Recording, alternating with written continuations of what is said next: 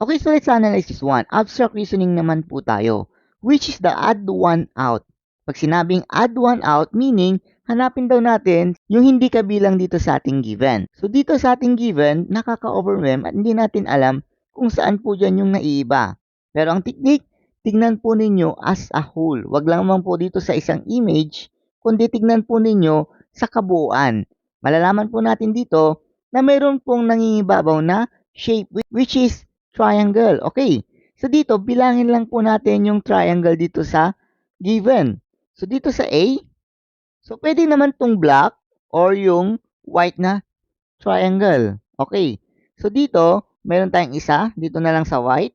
So dito, dalawa. Kasi hati yan. 2, 3, at isang triangle ulit. So 4.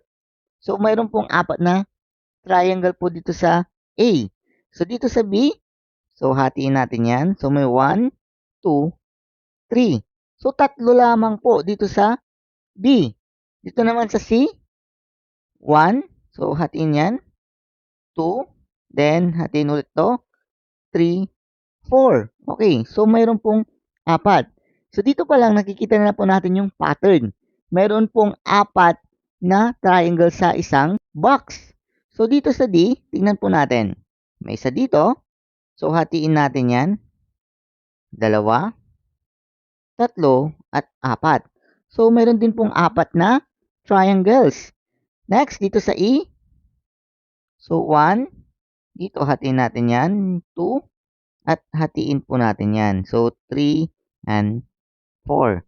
So mayroon pong apat na triangles. Dito, alin daw yung hindi kabilang? Definitely, itong letter B. Kasi tatlo lamang po.